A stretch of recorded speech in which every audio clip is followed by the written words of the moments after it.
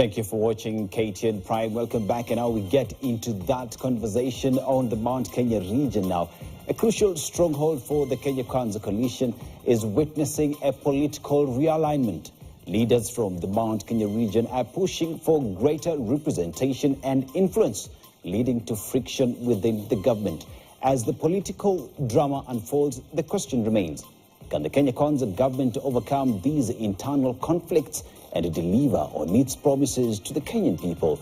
In studio with me is Kiruga Thuku, chairperson, UDA Party, MCA's caucus, member, UDA NEC and MCA. Chinga Ward. Also in studio is Alex Mwathi, who is a political analyst. Gentlemen, welcome on set. And when we talk about matters to do with the infighting within Kenya Kwanza, pretty much, Kenyans are asking the most difficult question. When do you get to work for the people of Kenya on the mandate and the promises that you gave to them? I'll start with you, Thuku. Thank you very much. Thank you for having Dennis on the set. In fact, that first question, I think it sums up everything. It sums up where there looks to be a kind of dissent, because various leaders are coming up and saying, look here, good people, we don't need to be engaging in helpless discourse. We were elected to serve the people. If we want to call for unity, we want to call for unity that will help us improve the welfare of our people. We have pending developments on the ground. The new voices that are rising are calling for an implementation to these projects.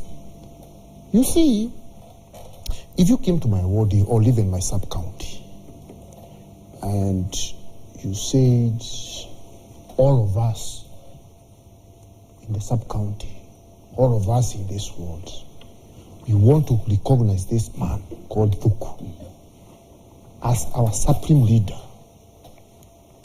Fine. But then the question begs, then what? Where is Thuku leading us to? And the best question you've just asked, and I come to you, Alex, now. Alex, we've had Thuku talk in terms of recognizing a supreme leader, he who is communicating on their behalf in terms of development. But Kenyans are asking, when you being elected to power, you are speaking the same voice. How come right now you are divided and all you're thinking about, according to even the president, is 2027? So in terms of the politics right now and the 2027 lookout, I mean, when do these politicians get to sit down to work for the Kenyan? Let me start by saying thank you for this opportunity to be on this set. I really consider it to be an honor. And thank you very much for inviting me once again. And the answer I have for you for your question is very simple. A political scene, because you have to look in perspective of the past so that you can understand the present, has been created that we lack political hygiene. And because we lack political hygiene, those that are in politics think that their only role is to politic. And sometimes we keep thinking it is so because it's a full-time job to politic. So we have politicians who politic 100% of the time pretending to be leaders. Because leaders are supposed to be elected, then stop politicking and start working. It hasn't started now. It's been like this for the last 60 years. As soon as we gained independence, President Kenyatta became prime minister and then president, and immediately had a scuffle with the old Odinga. Yes. Then we come to the Kiambu Mafia in the 76 and all that. So that the period between 1969 and 1978, by the time Kenyatta died, no work was done. It was infighting between the Kiambu Mafia, the rest of the Kikuyus, and everybody else. It ended And then we came to the coup in 1982 that created another animal that led to the Mlolongo election in 1988. Then, one day, we decided that we are not going to be de facto one-party state. We're actually going to put it in law that we are two-party state. Then some drama started. Ford was established, and within a very short time, there was a Ford Asili, there was a Ford Kenya, there was Ford everything else that is there. Forum for Democracy. 1997, we come, Kibaki and Raila Odinga opposes Moi, and Moi wins. He passes between them. You know, the tradition, the proverbial Kalonzo passing in between them. And he won. And these two decided to go to court to challenge it.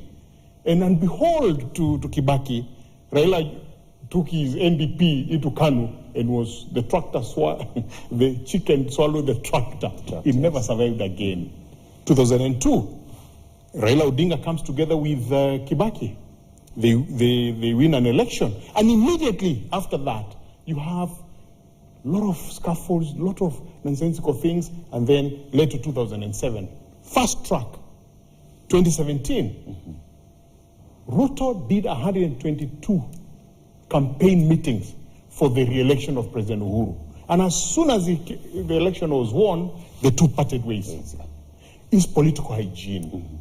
We lack an ability to understand our role as politicians or as elected leader. That is to follow what people need. So these shenanigans that you see, they are not new.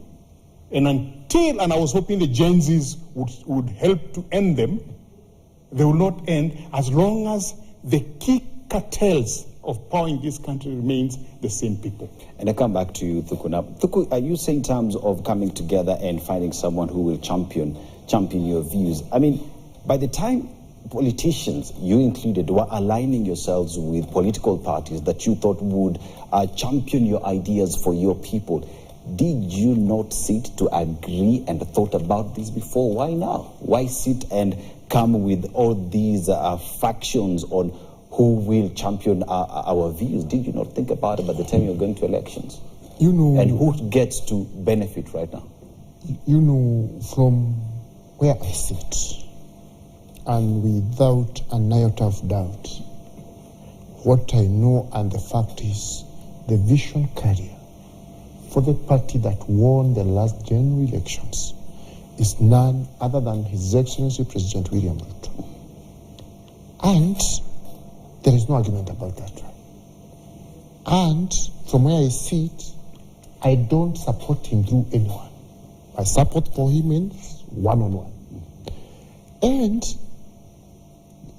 you know, this is so clear in the Constitution, in the party manifesto, and that is why there is this disquiet, because some of us would rather we take another direction. I don't know how it is intended to work, but you know you don't have to bed with every weed that comes your way. That's why, and I repeat what I told you earlier, you see some voices emerging because we want to call, you know, if you are going to a destination, you have a route, and you ought to become like a missile. You know, a missile have a homing device, such that if it gets off track, the homing device takes it back to the route, where it will be taken to the target. Some of us, I think, have a homing device that is taking us to that direction, whereby achieving what is desirable to the hearts of many Kenyans remains our goal. So, when you see people coming and saying, no, so and so, for example, you've seen MPs coming up. They say, Professor Kidiki, you are the coordinator. You're the kingpin of the region. No. It's not about being kingpin. You know, But that's clearly what you're saying. That's what politicians are saying. No, you see, people like blowing these things out of proportion. For what is this? Make us understand. The thing is this. Professor Kidiki is the coordinator of, a lot of government programs, right? And one thing you need to know, I have the advantage of knowing most of these politicians. Professor Kidiki, I can say, is a lesser version of Mwai Kibaki. Because, personally, I knew Mwai Kibaki in person. I know Professor Kidiki in person. And I'm telling you, they have great, a lot of their mannerisms relate. So, I see nothing wrong. And for example, if I say you are a good person, I'm not saying he's a bad person. All I'm saying is that you may be good in some aspects, and we would want you to lead me in those aspects. So, the issue is, people are saying, as the coordinator of government programs, the minister, in charge of interior, and I'm the chair of MCAs, and a lot of MCAs are also telling me, we would want to have a sitting with this man, and that does not mean they hate the other government officials. I think I'd just like to respond to that. Yes. Because, when you're discussing on a national television, it's always good to be honest with ourselves first. Last week, 40 members of parliament met in Yahuru. And that meeting had only one agenda, to proclaim Professor Kindiki as a spokesman for Mount Kenya. Yes. You can't say it in any other way. And a spokesman is a kingpin. You can't go around that. It doesn't matter whether it's Kibaki or wherever it is, or somebody with mannerism like whoever it is. He was being proposed and put in front as a spokesman for the Mount Kenya region. Let's get that first clear. And a spokesman for a region is in our definition kingpin. Let's not look for semantics to try and cover up that.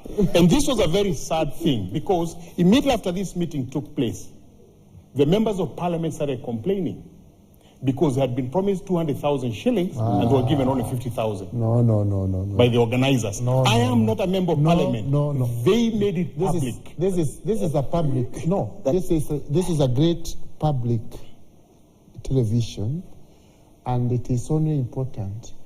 If you say members of parliament were promised 200,000, unless you are the one who had promised them that money, you need to substantiate and table the evidence. Otherwise, we cannot let that one pass. What the members of parliament said. Told who? Gentlemen, we will come back to this discussion. We want you to substantiate and table the evidence. your allegations. But that notwithstanding, when we come back, I want us to ask ourselves the question, The president is the leader of UDA and Kenya Kwanza. While all these divisions are happening, where does he stand?